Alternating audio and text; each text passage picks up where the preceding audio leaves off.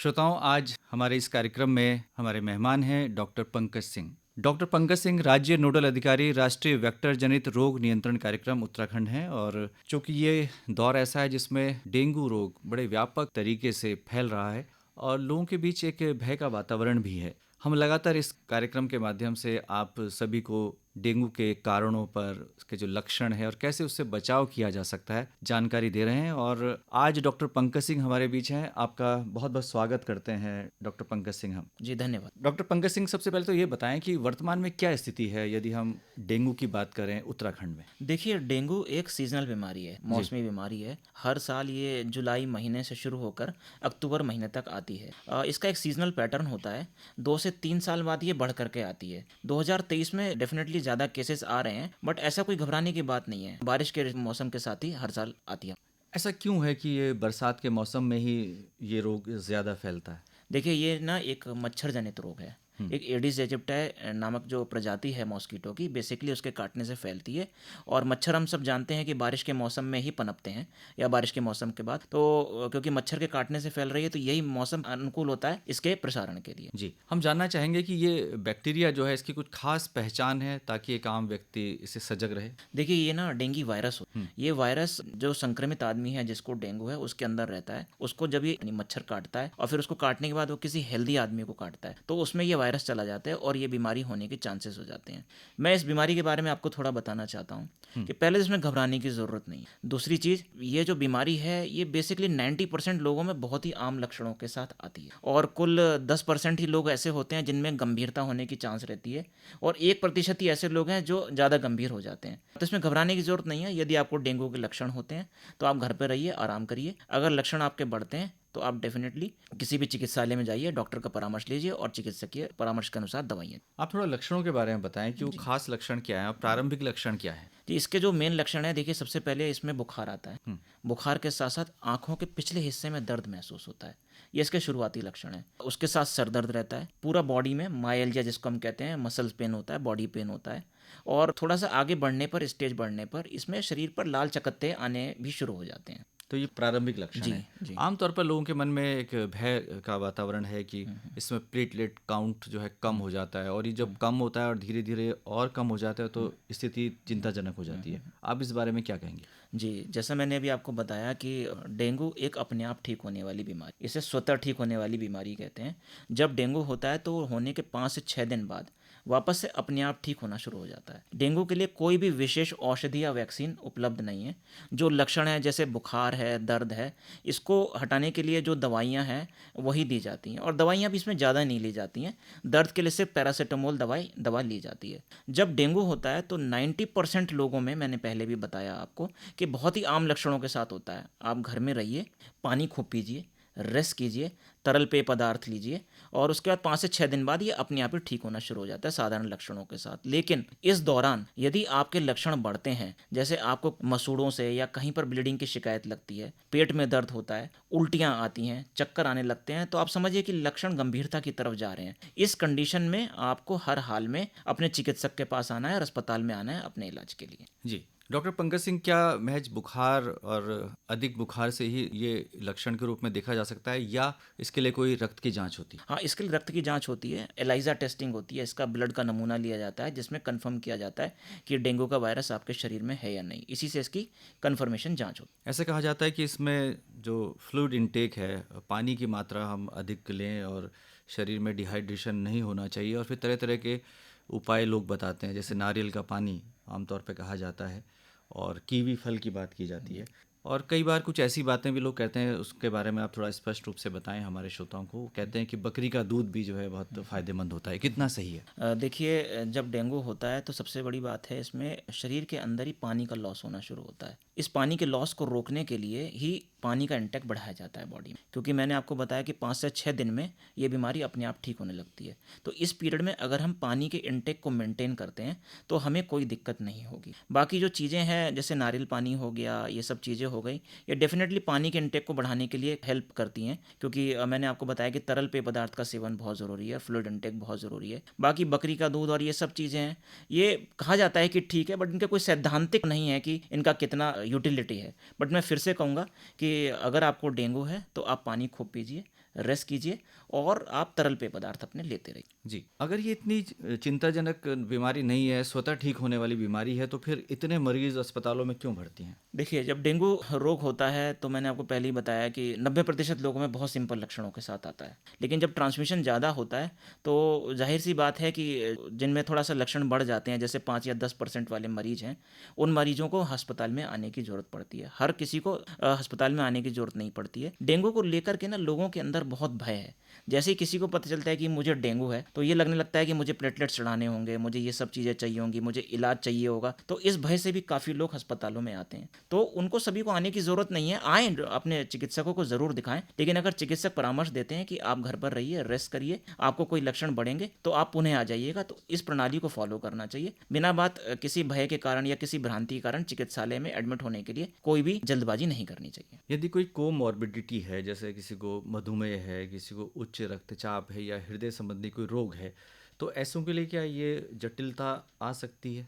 देखिए, कोई भी बीमारी हो, कोई भी वायरल डिजीज़ हो, अगर किसी व्यक्ति को कोई कोमॉर्बिडिटी है, जैसे वो डायबिटीज़ का पेशेंट है या उनका कोई कैंसर का ट्रीटमेंट चल रहा है या कोई भी ऐसी साथ की बीमारी है जिसमें आपकी इम्यूनिटी डाउन होती है, अगर इस तरह की कोई बीमारी है तो सतर्कता बहुत ज़रूरी है। यदि आपको पता चलता है कि आपको डेंगू है तो आप इमीडिएटली अपने डॉक्टर से संपर्क करें और अपनी स्थिति की पूरी निगरानी चिकित्सक के साथ रखें, और डेफिनेटली अगर कोई सिम्टम बढ़ता है तो आप अस्पताल में भर्ती हों। ये जो वर्ग है जिनको कोई कोमॉर्बिडिटी है या कोई सह या साथ की कोई बीमारी है, इनको विशेष सतर्कता बरतने की आवश्यकता पड़ती है। डॉक्टर पंकज सिंह, एक बार पुनः बताएं कि प्लेटलेट्स की कितनी संख्या पर्याप्त रहेगी जिससे कि आदमी चिंतित ना हो? वैसे तो हम सभी जानते हैं कि 1.5 लाख से 4 लाख के मध्य होनी चाहिए, लेकिन कितने में थोड़ी चिंता की बात होनी चाहिए? देखिए, जो प्लेटलेट का नॉर्मल काउंट है वो बॉडी में 2.5 लाख के करीब रहता है। डेंगू में प्लेटलेट ज़रूर गिरता है। जो दिशा निर्देश हैं, जो गाइडलाइन है, जो चिकित्सकीय दिशा निर्देश हैं, उसमें ये कहा जाता है कि 10,000 तक प्लेटलेट आता है तब तक आपको प्लेटलेट चढ़ाने की आवश्यकता नहीं पड़ती है, क्योंकि प्लेटलेट के लिए ज़्यादा भागना नहीं चाहिए, क्योंकि अनावश्यक भी अगर प्लेटलेट चढ़ेगा तो वो भी बॉडी को नुकसान कर सकता है। तो इसलिए जब तक बिल्कुल चिकित्सकीय परामर्श ना मिल जाए तब तक प्लेटलेट के लिए नहीं भागना चाहिए। जैसे तो दिशा निर्देशों में कहा जाता है कि 10,000 से नीचे हो तभी चढ़ाएं, लेकिन अगर चिकित्सक को लगता है कि 10,000 के ऊपर, मतलब 20,000 के, 15,000 के करीब ऐसी कोई कंडीशन बन रही है कि प्लेटलेट की आवश्यकता है, तो उसमें भी चढ़ाया जा सकता है। बट जो गाइडलाइन है वो यही है कि 10,000 से पहले चढ़ाने का कोई आवश्यकता नहीं होता है प्लेट। डॉक्टर पंकज सिंह, थोड़ा बताएं हमारे श्रोताओं को कि प्लेटलेट्स की क्या भूमिका होती है शरीर में? देखिए, प्लेटलेट्स रक्त का एक पार्ट है और ये पूरा जो ब्लड का जो स्ट्रक्चर है ये कंप्लीट होना बहुत ज़रूरी है। जब बॉडी से फ्लूइड निकलता है डेंगू की वजह से, तो प्लेटलेट भी हमारे शरीर से, हमारी वेन से, हमने धमनियों से निकलना शुरू हो जाते हैं। तो इस वजह से ब्लीडिंग का खतरा और बढ़ जाता है। प्लेटलेट हमारे ब्लड को बांध करके रखता है, तो अगर प्लेटलेट बढ़ेगा तो ब्लीडिंग बढ़ जाएगी, तो ब्लीडिंग बढ़ने से डेंगू शॉक सिंड्रोम या डेंगू हेमरेजिक सिंड्रोम होने के चांसेस हो जाते हैं। जो मैंने पहले बताया था कि सभी डेंगू केसेस में लगभग 1% से कम केसेस में ये कंडीशन बनती है। तो वैसे ऐसा घबराने की ज़रूरत नहीं है, पर सतर्कता बहुत ज़रूरी है।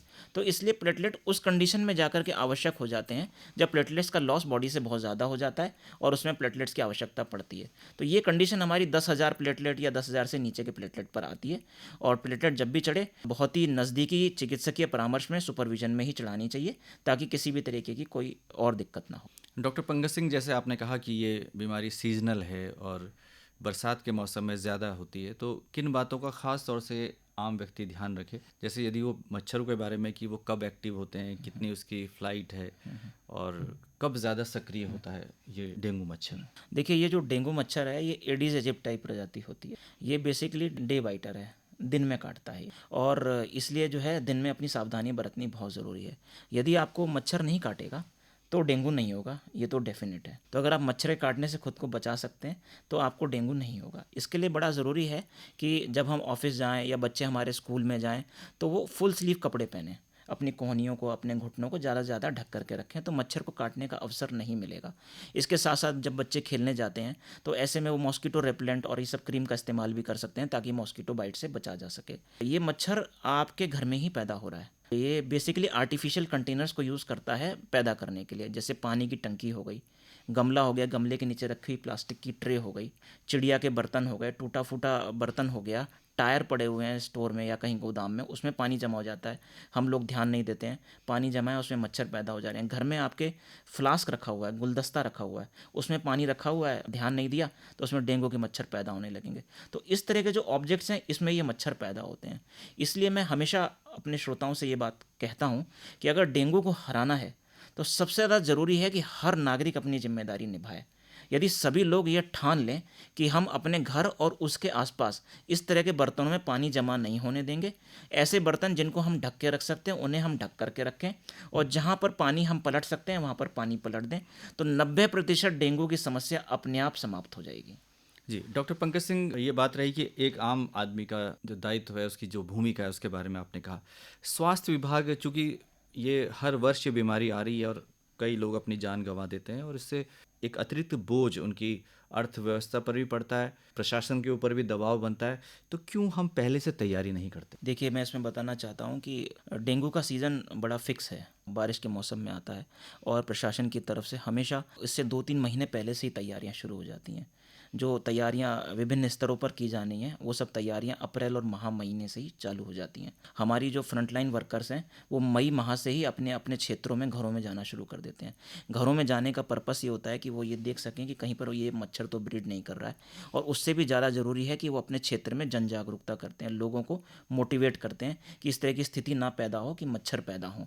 तो ये सारी तैयारियां बहुत टाइम से शुरू कर दी जाती हैं। अभी आप देखेंगे कि पूरे प्रदेश में जहाँ पर डेंगू के केसेस ज़्यादा हो रहे हैं, वहाँ पर उन सब एरियाज़ को चिन्हित किया गया है, और उन एरियाज़ को हॉटस्पॉट मानते हुए महाअभियान के रूप में कार्य किया जा रहा है। वहाँ पर जो फ्रंटलाइन वर्कर्स हैं और अन्य विभागों के लोग हैं, उनको मिला करके दैनिक रूप से ये वाली गतिविधियां की जा रही हैं, जिसमें वो लोग घरों में जा रहे हैं, अपने टारगेट घरों में जा रहे हैं, वहाँ पर वो सोर्स रिडक्शन एक्टिविटी, यानी कि जहाँ पर लार्वा पनप सकता है उन जगहों को हटा रहे हैं, लार्विसाइड का छिड़काव किया जा रहा है, और लोगों को जागरूक किया जा रहा है। उन्हें जागरूकता सामग्री दी जा रही है कि डेंगू के होने पर आप क्या कर सकते हैं और डेंगू के लार्वा को हटाने के लिए आप क्या कर सकते हैं।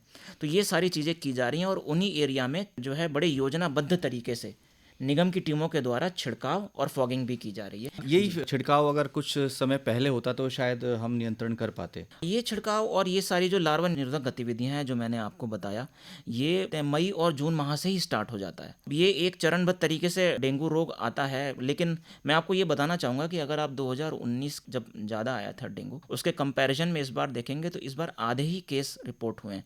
इसका मतलब ये जो कार्यवाहियाँ की जा रही हैं कहीं ना कहीं धरातल पर काम आ रही हैं और डेंगू को नियंत्रण में अपना भूमिका निभा रही हैं। ये जो फॉगिंग की जाती है, इसमें किस तरह की दवाओं का प्रयोग किया जाता है? देखिए, इसमें केमिकल होता है, उसको मिलाने के लिए डाइल्यूएंट होता है। ये केमिकल बेसिकली ये जो मच्छर हैं इनको और अन्य जो कीड़े हैं उनको हटाने के काम में आता है। तो इसके मिक्सचर को करके ये धुएं के रूप में जो है दिया जाता है। इसमें एक समुचित मात्रा होती है हर चीज़ की, उसको बना करके ही फॉगिंग की जाती है ताकि ये मच्छरों को पनपने से रोका जा सके। डॉक्टर सिंह, घर के अंदर तो व्यक्ति जागरूक हो सकता है, लेकिन जो सड़कों पर गड्ढे हैं इस समय और बरसात का मौसम है, तो उसके लिए नगर निगम और स्वास्थ्य विभाग मिलकर किस तरह के कार्रवाई कर रहा है? इसके लिए प्रशासनिक तौर पर क्या कदम उठाए जा रहे हैं? मैं इसमें बताना चाहता हूँ कि ये वाला जो पार्ट है जो घरों के बाहर है, इसी को ध्यान में रखते हुए मैंने आपको बताया कि महाअभियान चलाए जा रहे हैं। महाअभियान का मतलब ये है कि हर सेक्टर को एक प्लेटफॉर्म पे लाया गया है कि सभी लोग मिल करके काम करेंगे। तो इस तरह के क्षेत्रों को चिन्हित किया गया है जहाँ पर इस तरह की एरियाज़ हैं जहाँ पानी जमा हो रहा है, और ये सम्मिलित प्रयास से ही उसको हटाया जा सकता है। तो निगम और स्वास्थ्य विभाग दोनों मिल करके इस काम को साथ में कर रहे हैं, और मुझे लगता है कि काफ़ी चीज़ें नियंत्रण में हैं और आगे चल करके भी डेंगू को पूरी तरीके से नियंत्रित किया जा सके। तो डॉक्टर पंकज सिंह, आज आप इस कार्यक्रम में आए और आपने बहुत ही महत्वपूर्ण बातें हमारे श्रोताओं के साथ साझा की। निश्चित तौर पर एक आम नागरिक अपनी जिम्मेदारी को समझेगा, अपने दायित्व को समझेगा, और हम डेंगू को हराने में सफल होंगे। आपका बहुत बहुत आभार, धन्यवाद।